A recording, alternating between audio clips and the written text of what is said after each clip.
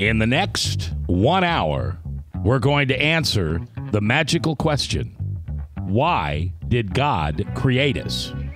It's your voice we want to hear, 515-244-0077, live in The View from a Pew.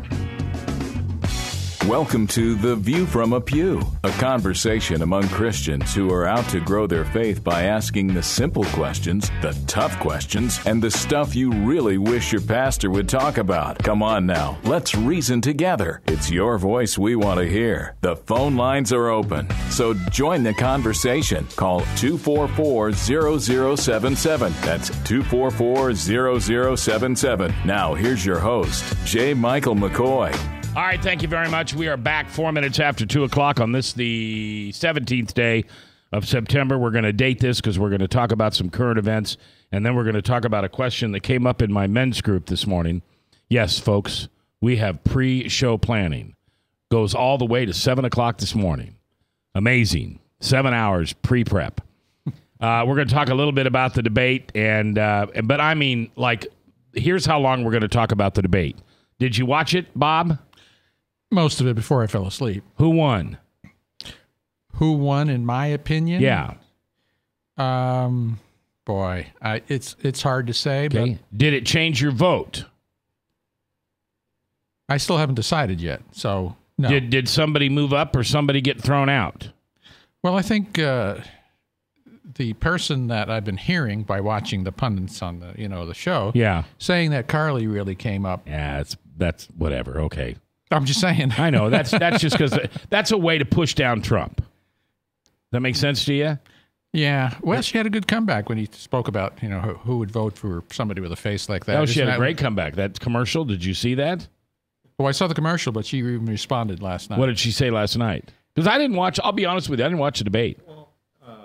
Well, it was Trump and Bush got into it, and Trump was saying that Bush said he would defund women's health issues through with Planned Parenthood. Yeah. And Bush says, "Well, I didn't mean that." He said, "But that's what you said. That's what you said. That's what you said." I heard you loud and clear. Yeah, and then Carly said, and he the same thing. Well, the women of America, that's what you said, Trump, about me. So she kind of threw that back on him. She said, the women of America heard you loud and clear. Yeah, exactly. Frank must have been recording this. No, but I imagine he was studying it. So did it change your vote? No. Have you decided who you're going to vote for? I'm still in the Walker-Carson camp, but I'm like you. Trump can't do any worse than the rest of these Republican bozos that I've voted for over the years. So I'm willing to give Trump a chance. If push comes to shove, I'll drop the hammer for him. Ryan, did you watch it? You listened. Oh, that's right. We were live on the radio last night, so you listened to it. Yep. Did it change your vote? No. Have you decided who you're going to vote for? Kind of. I'm leaning toward Carson, but Carson. I'm not sure. Okay.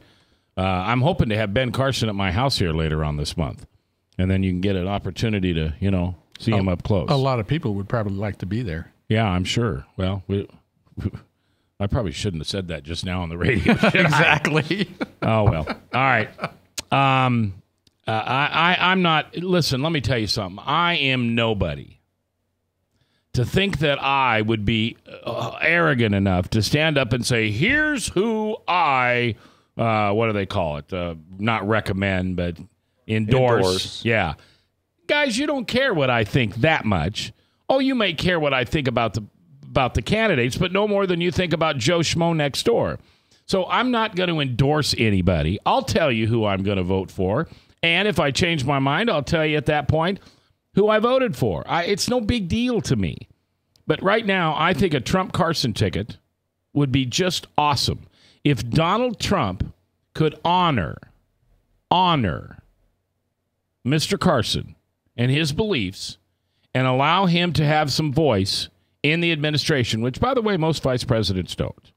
Vice president goes off and runs the Senate, and, that's what they do.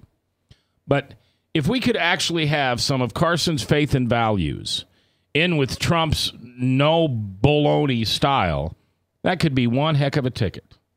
Now, I like Ted Cruz. I like Carly. I like Walker.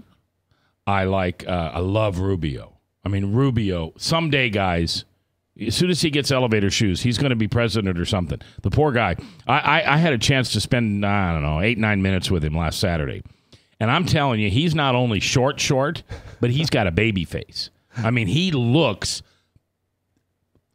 21. Only because he shaves does he not look 15. Well, think of it this way. I've read about Luther and Melanchthon, and I've read about Peter and John. And Melanchthon, somebody once said that Melanchthon was a lid on Luther the volcano. And that's kind of the same relationship that John had with Peter. Yeah. And maybe Ben Carson would have that relationship with Trump, that he would be that person that would temper Trump a little. Well, here's what I'd hope. Can I go above the presidency for a minute? I would hope that Ben Carson could bring Trump to the Lord.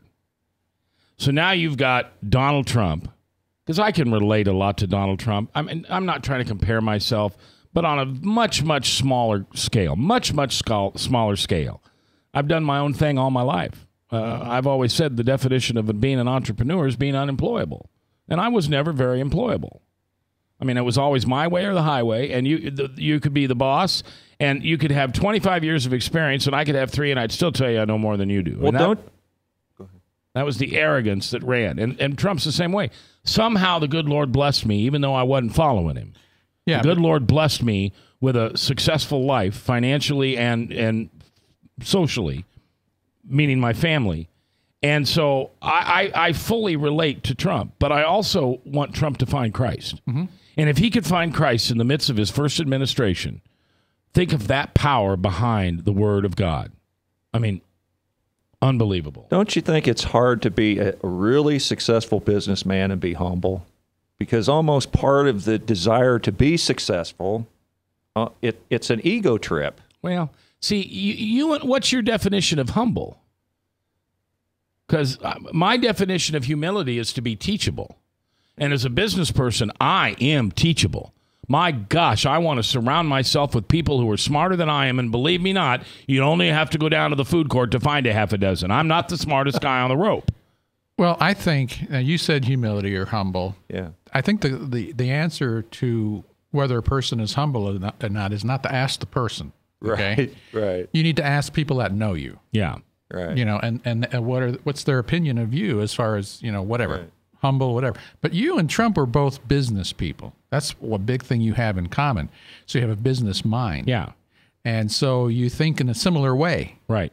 I don't think I could ever be a business person like you, Frank. You can't either, right? No. There's just no way.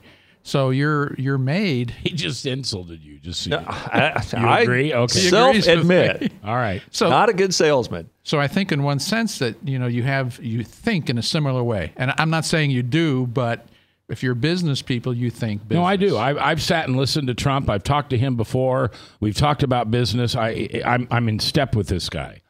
Obviously, he's been incredibly more successful, but I will say, give me access to the revenue that he's had to buy and build. With the access that I had to revenue in my life, we built some pretty awesome radio stations. Mm-hmm. We built some pretty awesome businesses. What if you were to get that now? How would it be used? How would you use it? Well, I'd use it for missions. I wouldn't even enter into the business world. I'm passionate about what Ryan's passionate about. I'd build homes for men and women who, for whatever reason, can't have a home. They're unemployable. They're out of prison. They're drugs and alcohol. I would build homes, not complexes, not campuses. You'd drive by the house and you'd never know that that's where Ryan and a house father lived with 4 guys. That's one way I'd spend my money. The second way I'd spend my money is I would donate money to young pastors who want to build churches or who want to spread the gospel, and you need money in ministry. Everybody's got this crazy idea that if you're in ministry, you don't need money. Horse hockey. Right. You need money. I would fund those people. I would set up scholarships that would last long, long, long after I was ever dead. What about Max 6 years ago? Same thing? No. Well, I want to put something. I would have bought real estate. I would have bought. I mean, in my day, I was trying to buy anything and everything, and I acquired a lot of stuff. And that's all it was stuff. But see, it used to be when I'd say, oh, yeah, my wife and I own 100 rental properties. That was a big deal. That made me feel big. Now we're selling them because they don't mean anything to me. Well, let me put this in perspective, what we're talking about here. Last go-around, it was said that Obama raised $1 billion to run for president.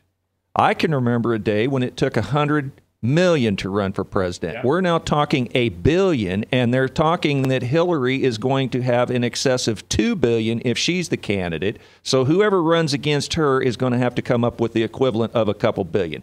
That's $4 billion. What would $4 billion do for the work of the second coming of Christ? Oh, my gosh.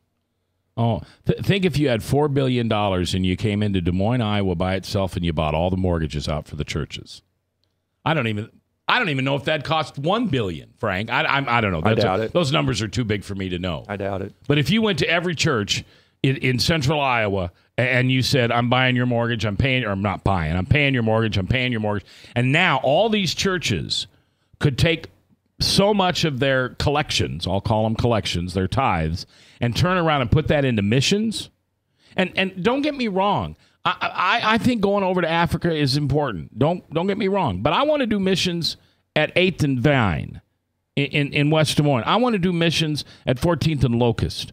I want to do missions in Pleasant Hill. I want to do missions in Ankeny. I want to do missions in Huxley, in Boone, in Ames, in Indianola. I don't have a heart to go to Africa. So let those people that want to do that go.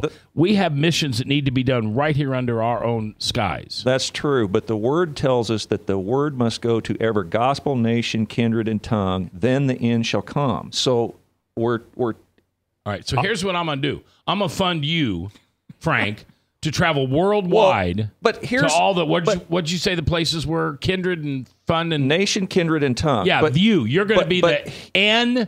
What do you say? Nations, kindred, and tongue. So NKT. It's going to be the Frank NKT tour. No, but what I'm trying to express to you, there's all kinds of churches, including mine, that try to generate money to sponsor people to go overseas to the mission fields, and they can't do it as much because they don't have as much money as they need. So I'm simply making the point, if we took that same $4 billion that we're going to waste in picking a presidential candidate and applied that to the people who are willing to go into the mission fields, how much sooner would the Lord be able to come? Well, you know what I'd love to do? I've always admired those business people who go to a first grade class and you say, listen, I'm going to watch you for the next 12 years. And if, in fact, you graduate with this point average, I'll pay for your college. Now, that's making a difference in people's lives. Imagine having 30 kids work hard at school because they're going to get a college education paid for, and then those 30 go out and do the same thing. And over the course of, 100 years, how many hundreds and hundreds of kids would be able to go to college with no college debt and not worry about it? Now, that would be cool. Go to North High. Come on, North High. What's their graduation rate? 50%? How many of the kids that entered first grade last month or this month are going to graduate? I'll bet it's less than 50%.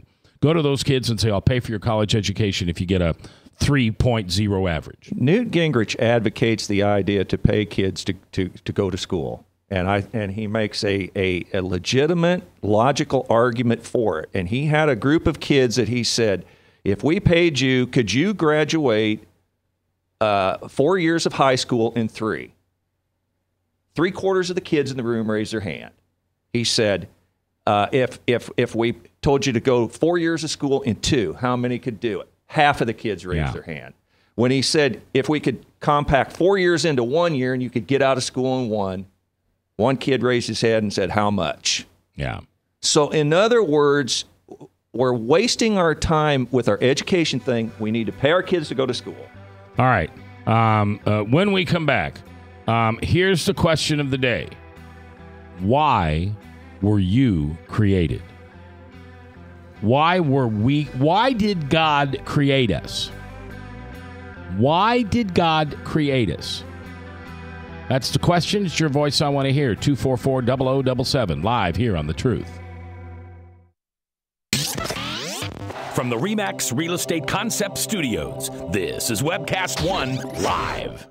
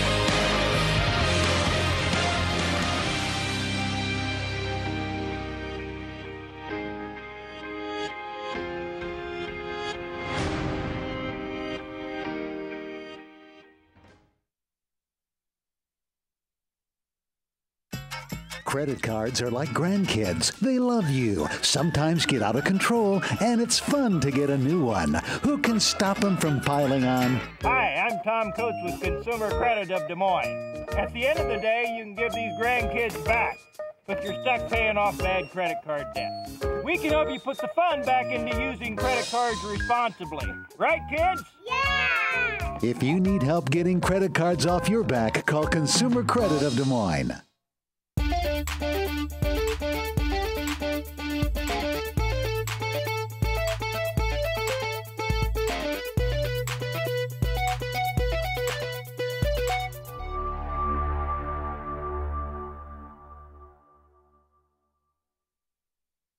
Hi, I'm J. Michael McCoy, and about 20 years ago, I went to a used car salesman by the name of John Hewitt. He had a little shop over there on North 2nd Avenue called John's Auto Sales, and I bought a car. I found that experience to be one that I had never had before from a used car salesman. He was honest, he was dependable, he had integrity, and he did what he said he was going to do. Well, over the years, between my kids and grandkids, I purchased 7 vehicles from John's Auto Sales. And last month, I asked him to be a sponsor. I can tell you about their huge selection. I can tell you about their years of experience. I can tell you about their honest integrity. But all I really need to tell you is that I bought 7 cars, and you can trust them. John's Auto Sales, 5435 2nd Avenue, Des Moines. You need a good ride when you hit the trail. Trust the man with the cars, and he goes by the name of Big John. Big John. Big John. From the RE/MAX Real Estate Concept Studios, this is Webcast One Live.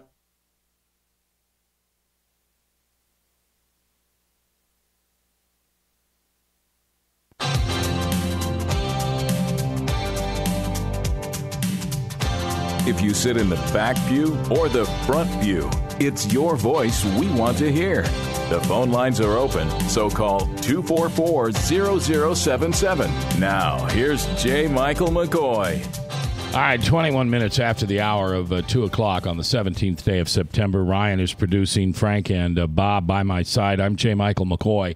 If I haven't told you lately, thanks for listening. Thanks for watching. I love this job. I'm so lucky. All of my life, I am 56 years old, and all of my life I have got to do what I enjoy doing. Oh, except for one summer, I had to work at Waldo's Pig Farm in DeWitt, Nebraska. And they were an SPF or PS, whatever it is, where it has to be disease-free. And you know what my job was? The honey wagon. What did you have to do, clean it or collect it? I had to collect it. And to collect it, you had to get down below the grates and push that manure towards the sucker upper. That's bad. There ain't nothing worse. No, that's nothing worse. I did that at Waldo's Pig Farm for a summer. Wow. But other than that, I have loved my job all my life, and I'm so lucky to do that. And I couldn't do it without you. And I know that sounds some hokey thing, but it's true. If people don't listen to you, if people don't follow you, I mean, I've got people that used to listen to me on KIOA back in 1978. I mean, that'll be what, 50 years? That'll be 50 years next year? Or, I mean, in 2018, whatever it is? 40. 40 years. And I was on the radio for 6 years prior to that. So, anyway, I'm just thankful to have the job and thankful for the Truth Network that they let me do this, etc. All right, so here's the question. Here's the question. Why did God create us? Now, you can reword that any way you want. But why did God create this? And this came up in the middle of our Hebrew study this morning. And don't ask me how we got there. We have more rabbit trails than Bugs Bunny. But we got onto this. And I'm not even there. Yeah. Oh, Lord. I can't even imagine if you were in my Bible study. I think it'd be you and I alone. Why were we created? Okay, somebody online said to glorify him. Yeah, to glorify God. Okay. And I don't know the answer to this, by the way. Frank, I'm sure you'll tell us the answer. But I don't know the answer. And that's why I'm asking it in the way that I am. Because I don't know if there is one single answer. But I think there are some incorrect answers.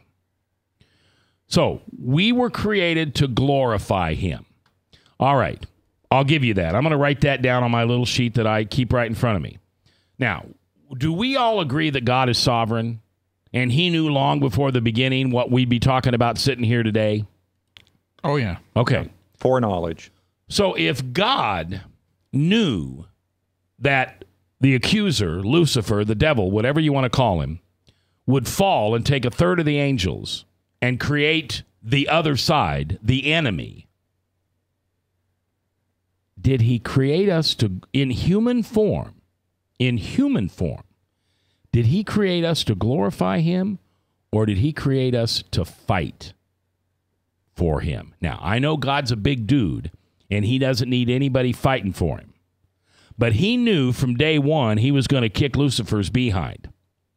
And he wanted a fair fight. So he sent down him in his image as us. Women, men, children, black, white, Latino, I don't care what it is. Sent us down to fight against Lucifer.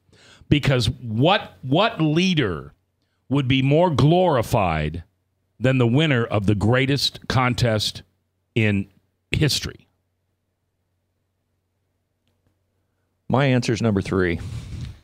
Well, what is that? Well, I put it on Facebook, and number 3 was other. Other. Well, number 1, obviously, glorify him is part of the answer. Absolutely. Absolutely. I think the other part of the answer is if God is truly a God of love, then God would have a desire to love and to be loved in return. Correct? God would have a desire to be loved and to love in return. Well, no, he would have a desire to love. All right, love us. And then be loved in return. Yes. So that would be part of the answer. But let's But we would get that. We would have got that in the Garden of Eden.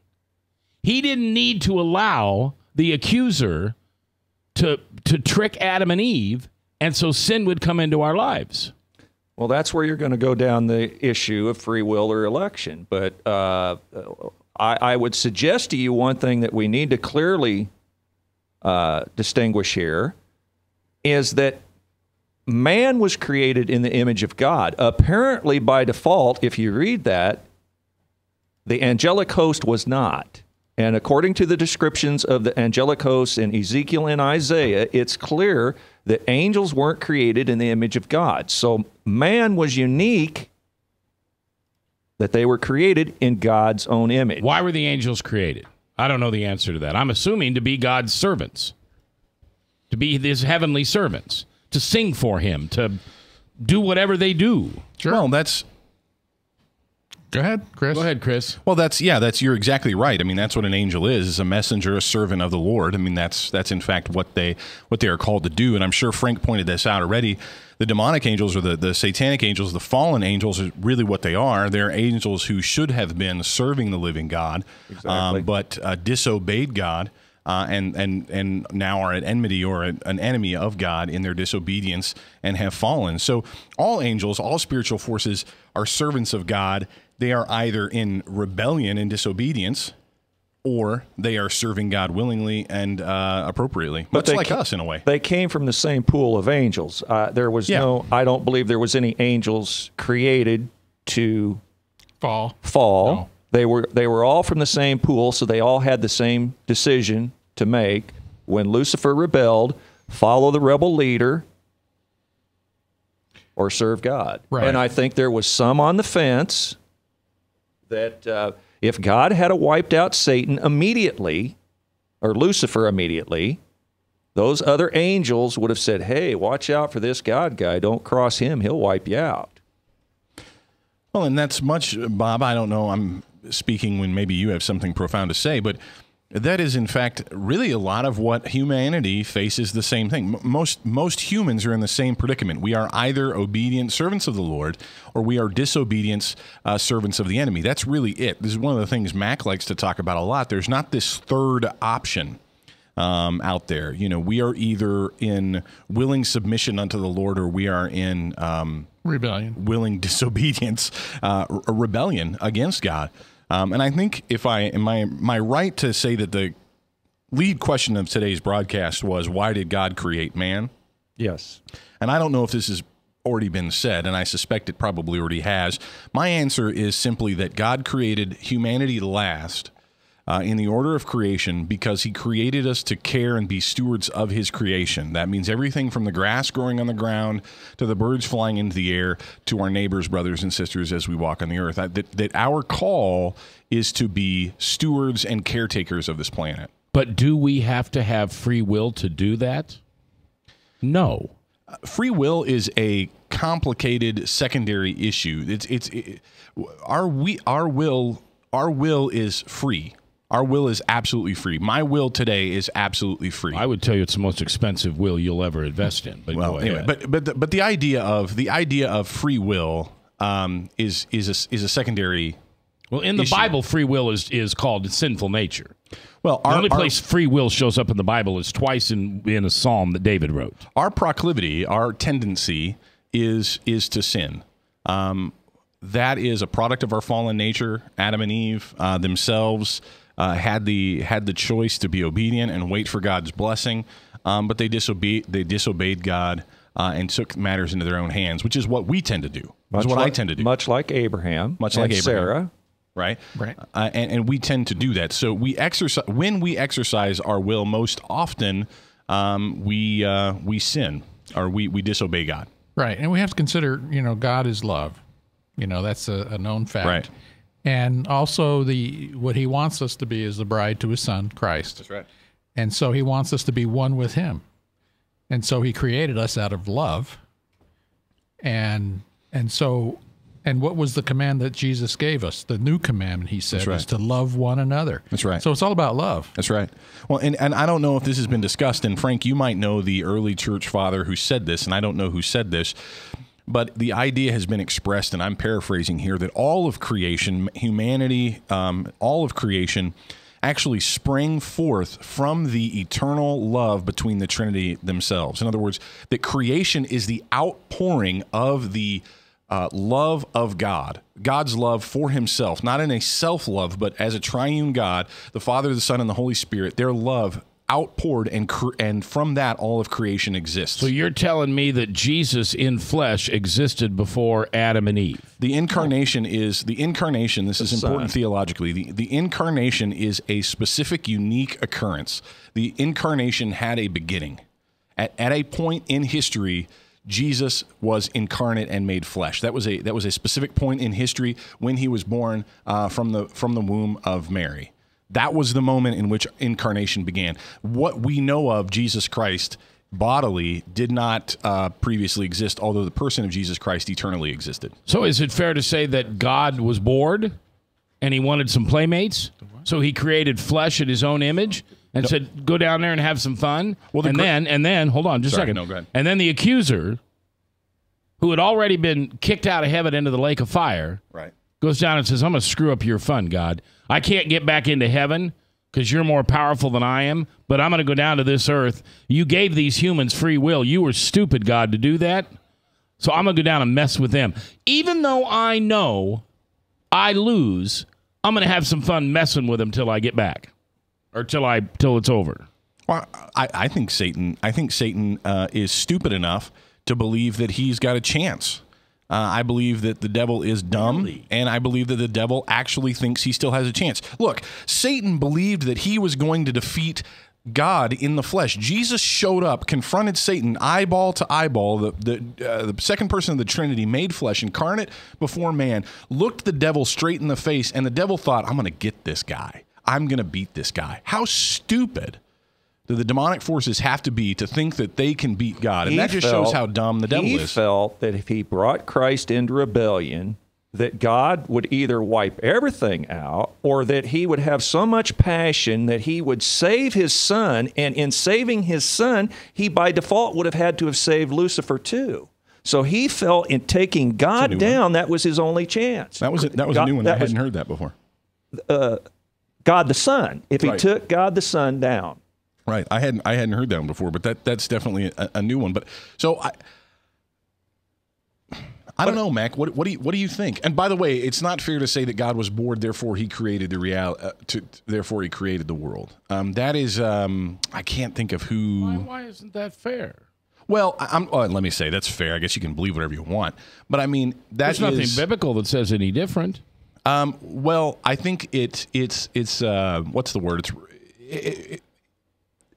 It's simplistic. That idea is a simplistic idea. I'm not saying it's bad, and it doesn't need to be complicated. But what I mean is, it takes a view of God to say that it has a simplistic view of God as this old dude up in heaven who gets bored. Let's be honest. Most people's picture of heaven is terribly boring. Most people don't want to go to heaven because in heaven we're all going to be sitting around on clouds, playing harps, and picking our navels. I don't know what we're going to be doing. We're going to be completely bored. We're going to be glorifying Him. Right, but if God was bored at some point, why would we want to be with God who is bored sometimes? I don't think God was ever bored, and I think that scripturally, God being a triune God had enough relationship and didn't need more. All right, we'll pick this up when we come back because I've got proof God was bored.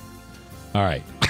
No, I do. I've got proof. You've got a video. You got YouTube footage? No. I've got a revelation. New prophet. Here we go. No, don't say that. Don't say that. I'm just having fun. We're coming back live here on The Truth. Why did God create man? From the RE/MAX Real Estate Concept Studios, this is Webcast One Live. I'm Brian Leach, owner of Service Legends, and my position is Chief Talent Officer. I'm Nicholas Wonderscheid. I am Bernie Hobbs. And I'm the Service Manager. Marketing Director and Client Relations Manager.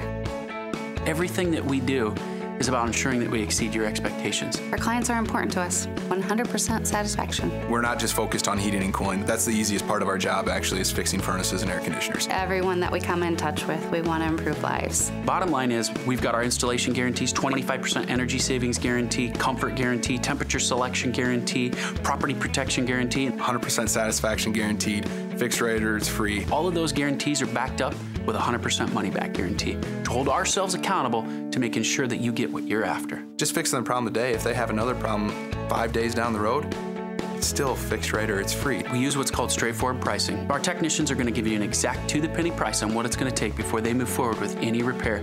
That way you know what to expect. It's the same price every day. No surprises.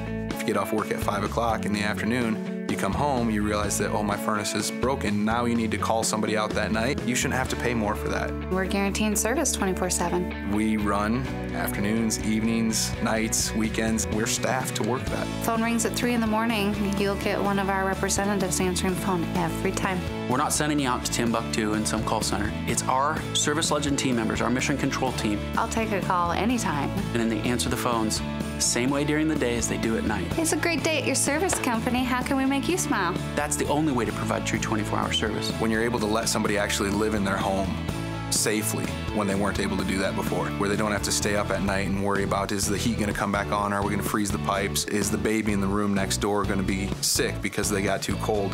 When you're able to help somebody overcome challenges like that, that's impacting a life. That makes a difference. I get goosebumps thinking about it. I love the team.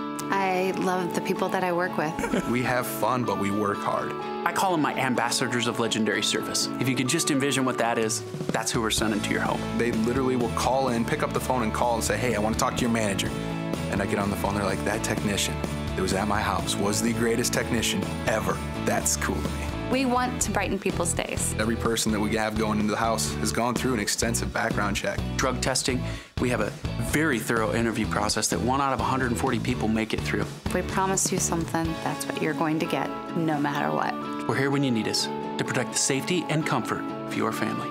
If you're not happy, we're going to make it right. If we're willing to put 100% money-back guarantee on what we do, what type of work do you think we do?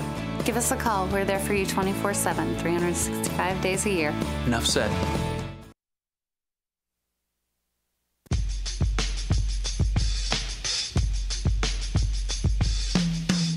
If you sit in the back pew or the front pew, it's your voice we want to hear. The phone lines are open, so call 244-0077. Now, here's J. Michael McCoy. 22 minutes for the top of the hour, Salem Radio Network News. Chris Roloff, Frank the Verse Thomas, along with Bob Monser at the Cat on the Hat watching the chat. Ryan is producing. The question at hand is, why did God create humans?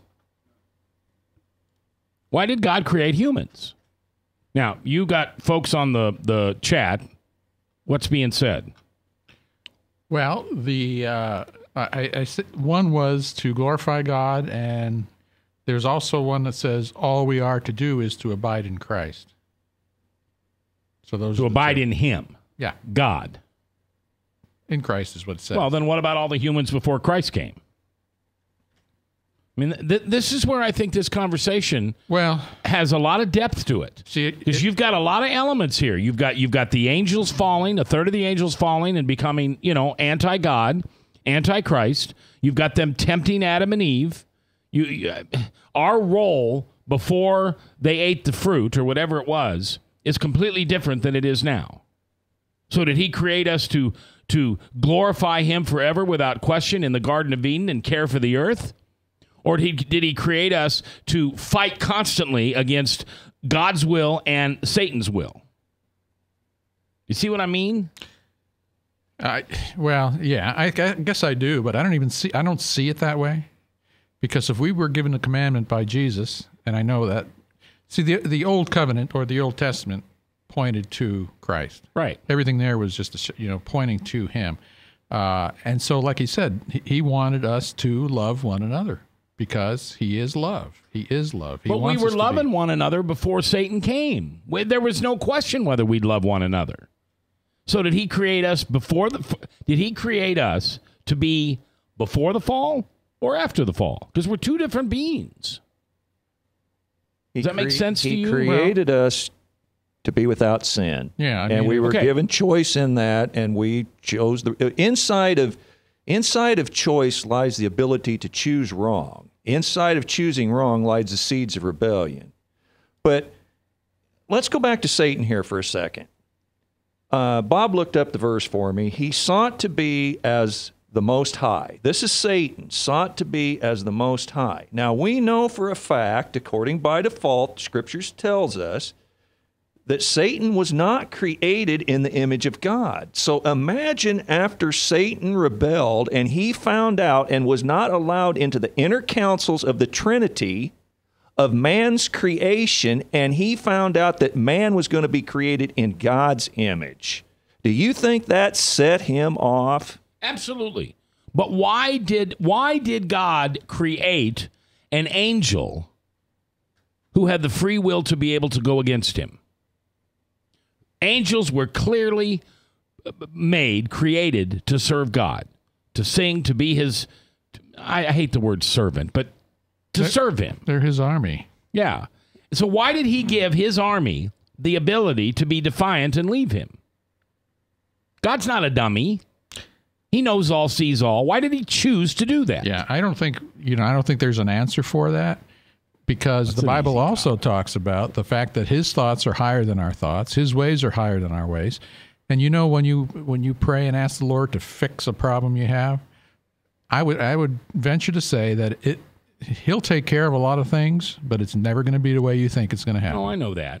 So what I'm saying is that, we can't think like Him. We can't. All right, here's the conversation that Jill King and I were having on Facebook during the break. God is obviously an unbelievably creative being, the most creative in the world. All right? I want you to think about somebody you know that's creative. If you don't know anybody, choose me. I'm a creative guy. My business sense that you spoke of earlier, and I appreciate that, is really a skill, not a talent. I learned business so it would pay for my joy, which was radio. Okay, I can't be on the radio if the bills aren't paid. So you're saying your talent is radio personality? My talent is discernment. My gift is discernment. My talent is, oh man, you're putting me on the spot. Well, you're a hospitable guy too. I'm very gift. curious. I like people to come in and I like to interview them. My ego is never out of check when it comes to other people unless I'm challenged that way. I genuinely want to hear other people's stories because I think the definition of humility is being teachable. And who's going to teach me? You. Frank's going to teach me. Ryan's going to teach me. Chris is going to teach me. So I'm an incredibly creative person. All my life I've been told that. Okay? I get bored really easily. I just do. Give me something else to do. I already got that done. I'm 10 miles ahead of you when thinking stuff. So if I'm created in God's image, and God's the massively most creative person in the world, or the being in the universe, I say he gets bored. And we were made because he was bored. He wanted somebody in his own image to have fun with. And then he created Jesus so he could come down and play with us. And to teach us. And we didn't listen. And we killed him. Well, would you agree he could have, if he chose to, created a robot? He could have created an android, so to speak, to serve him and do the same things we do, but be programmed to not defect and Frank, I want to say yes, but he also created Lucifer, the angels, to have free will. What is it about God that he needed that he needed every creature around him to have free will? All right, you love your wife. Yes. Would that love be the same if you knew or she knew she had to do it? No, of course not. Okay, love by definition, true love by definition requires the possibility to reject. That's what makes love so wonderful when it works, and it makes it what hurts so bad when it goes astray. But Frank, I understand. You're exactly right. I'm not taking anything away from that. But by giving us free will, we have slaughtered his creation. We've slaughtered what every plan he had for this wonderful earth and for us to be here and take care of the animals, the birds, the seas, the plants, everything else. We have slaughtered it. That's right. But he has the plan in his ultimate love to ultimately restore it back to perfection. Okay, but why go through that trouble? If I can go from A to B, which is 1 mile, and I go straight ahead, why would I go 8 miles back and forth like spaghetti to get there? Well, because his thoughts aren't our thoughts. And we go back to that. His thoughts aren't our thoughts, and our ways aren't his ways. I think that's a human cop-out. No, we cannot think the way he thinks. It's impossible. But we're created in his image. True. Well, then why can't I think the way he thinks? Well, you could. Because if you could, you'd be a god. No, the thing is, I believe that. Please don't hear that. That's not where I'm going with this. I believe the closer you get to the Lord, the one-on-one relationship, the closer you get to him, the more you're going to think like him. Yeah. It's just like when the Bible talks about, ask for anything in my name and I'll give it to you. So somebody may say, well, I'm going to ask for a new car, because I'd like to drive around with a Lamborghini. And you don't get that. And so he says, see, it doesn't work. Well, that's not that way it works. Actually, the Bible verse says, if you abide in me, pray for what you want and I'll give it to you. The key is abiding in him. That's right. I'm not abiding in Jesus if I think I need a Lamborghini. That's exactly right. That's exactly right. So if, and there's a lot of ifs in the Bible, before anything's going to happen. If you can abide in him, then you're going to know, he's going to give you the thoughts as to what you need or desires that you need to advance his kingdom. If man with a finite mind could understand God with an infinite mind, wouldn't that make you equal to God? Just because I have a father, I'm talking about my dad now. Okay. I have a dad. So then he makes his son, and then I turn around and have a child. Does that make me equal to my dad? Heavens no. We're still completely two different people. We have one thing in common. We had a child. He had a child. I had a child. That doesn't make me equal to him. I can never, ever, ever be equal to God. But he created me in his image. We're going to take a break. We're coming back. We're live on The Truth. From the RE/MAX Real Estate Concept Studios, this is Webcast One Live. Credit cards are like grandkids. They love you, sometimes get out of control, and it's fun to get a new one. Who can stop them from piling on? Hi, I'm Tom Coates with Consumer Credit of Des Moines. At the end of the day, you can return the grandkids, but you're stuck paying off bad credit card debt. We'll help you put the fun back into using credit cards responsibly. Right, kids? Yeah! If you need help getting credit cards off your back, call Consumer Credit of Des Moines.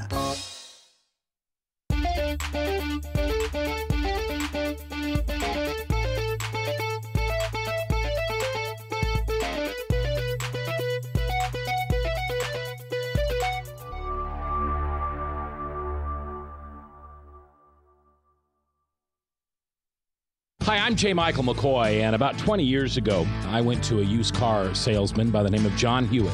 He had a little shop over there on North 2nd Avenue called John's Auto Sales, and I bought a car. I found that experience to be one that I had never had before from a used car salesman. He was honest, he was dependable, he had integrity, and he did what he said he was going to do. Well, over the years, between my kids and grandkids, I purchased 7 vehicles from John's Auto Sales. And last month, I asked him to be a sponsor. I can tell you about their huge selection. I can tell you about their years of experience. I can tell you about their honest integrity. But all I really need to tell you is that I bought 7 cars, and you can trust them. John's Auto Sales, 5435 2nd Avenue, Des Moines. You need a good ride when you hit the trail. Trust the man with the cars, and he goes by the name of Big John. Big John. Big John. From the RE/MAX Real Estate Concept Studios, this is Webcast One Live.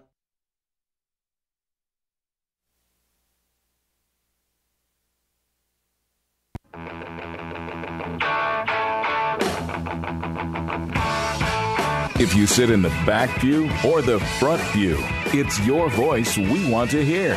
The phone lines are open, so call 244-0077. Now, here's J. Michael McCoy. All right, 10 minutes before the hour of 3 o'clock. Salem Radio Network News at the top of the hour. Chris was in our show for a while, but he had to leave. And I was going to show him proof that, what was it, that God had a sense of humor? No, that he got bored, I thought. That he got bored. All right. I'll give you 2 things that prove he got bored. You ready? Yeah. Porcupines. Why would you ever create a porcupine? You got the ante. The only thing porcupines do is eat insects. That's their deal. That's a good thing. Well, you got anteaters that eat insects. You got a whole bunch of other things that eat insects. Why the porcupine? All the needles, so dangerous. I'm going to make a joke here, and I hope it's accepted as it is. If I'm a male porcupine and I'm hot for a female porcupine, it's going to be tough for us to get together with all those spiny little needles. So God was bored because he just wanted to see how that interaction went. Well, we don't know that was his original creation. Sure we do. The way they are now, because when they went onto the ark, they went on in kinds. As there was a guy talking on Steve Deace yesterday, a physicist was talking about the animals that went on the ark. We don't know that some of these animals haven't intermated between species, and we've got some new species that weren't. You tell me where the porcupine name came from, rock solid brain surgeon Ben Carlson. Well, under your theory, though, Mac, they're still here and they're still producing, so somehow it happens. They get together. Well, it may be immaculate conception. I'm not sure. Maybe the porcupine and Mary had something in common. But I'm just telling you, God gets bored. Why else would he make humans? He had the angels to glorify him. Did Satan fall before or after man's fall? Before. All right. The great controversy broke out in heaven before. So he had enough going on. with the other side, Kmart and Target. They had enough competition going on, God and the devil. Okay, George Bush had a tax cut designed before the Iraq War. We still got the tax cut. I mean, God can walk and chew gum at the same time. Just because Lucifer malfunctioned doesn't mean that didn't put off his need and desire to create man. But we're created in his own image. Right. Don't ever forget That's that. Absolutely right, because angels we are aren't. like God. We're not gods. Don't anybody hear me. Don't call Joseph Smith and tell him there's another convert on the way. You're right. I'm not saying that. We were unique. We are created in God's image. So was that the image before the fall or after the fall? Did he create us to be in the garden, taking care of everything, and having no free will? Or did he create us to be sinful and have tremendous amounts of free will and have the desire for us to call our own shots? Why do you think it was important when Adam and Eve got banished from the garden that he guarded the entrance and the exit to Eden? What is meaningful about that act? I have no idea. I've never heard that before. Well, what did that garden contain? It contained a tree of life that Adam and Eve had to eat from voluntarily to maintain eternal life. And what would have happened if that tree would have fell into sinful man's hands or Lucifer and they ate of that tree? Rebellion would have spread through the universe. Right now, this earth is quarantined from the rest of the universe. Oh, so you think there's humans on another planet, Pluto? I believe that there is intelligent, created design in God's image, potentially in this universe. Oh my gosh! But had this ET phone home. But had this rebellion spread to the rest of the universe, that's why God stopped Satan from getting access to that tree of life. I got to tell you, you just went off the rails on me, Frank. Here, hold on, just a second. I want to ask my audience: did Frank just go off the rails? N-O. Hear the crickets? No comment. No comment. All right. Well, it's his opinion. Everybody can have an opinion, Mac, just like yours. Questioning God and why he did what he did. And, but by the fact that you're saying that almost means that you know better than him. That if you were God, you wouldn't have done it that way. Well, it doesn't make any sense because the evil from eating the fruit from the tree of knowledge still spread throughout the land. So why guard it? It was already out. That's like trying to put your finger in the dike. It's not going to change. But he created the heavens and the earth. So that implies there's something out there besides us. Wouldn't it be logical of all the planets? I mean, they're talking about just in the Big Dipper, there's like 1 million galaxies just inside the Big Dipper. So are you going to assert that we're the only ones in this universe? Yeah, you know why? Are you ready for this? Because I'm serious. All right. It's not in the Bible. There's nothing in the Bible about a mirror universe, a mirror planet, people everywhere. If that was the case, why wouldn't God say it? Why wouldn't he say that? Why would he keep that from us? I'm just telling you. I don't know anything. I'm the youngest Christian in the room. But I'm just telling you. I believe it's there's not in the verses that can be pointed to where God talks about the heavens and the earth, and I think it's foolish to think we're the only ones in this vast universe. Well, then you're not biblical. Then you make up stuff that isn't in the Bible. Well, it says in the beginning, God created the heavens and the earth. Okay. And then he talks about the earth. And the heavens is what we look at. Mm-hmm. It's the stars. It's the thing that... There's every star is a sun to another set of planets. Okay, but where in the Bible does it say you're not alone, except for Steven Spielberg's movie E.T.? I'm not going to assert...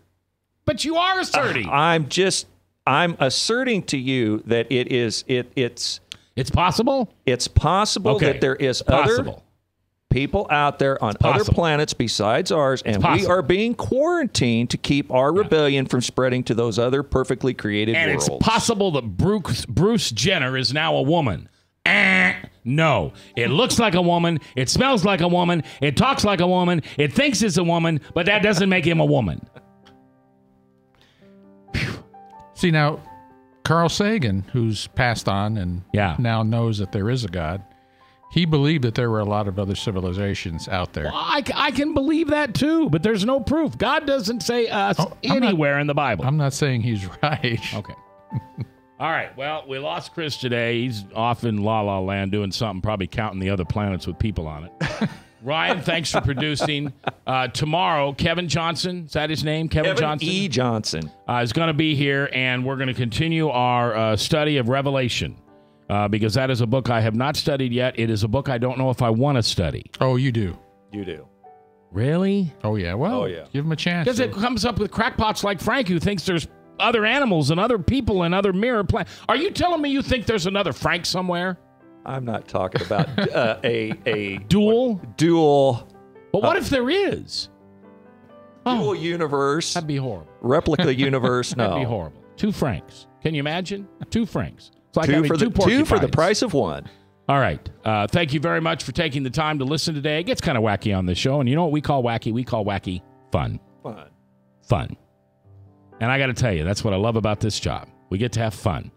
And you get to sit there in your home or in your car and just laugh at us and say terrible things about us, and we can't hear. And we just smile, and we just want you to know we love you anyway. Remember, tonight on your knees, offer forgiveness, because it's as you forgive, God will forgive you. We'll see you in church.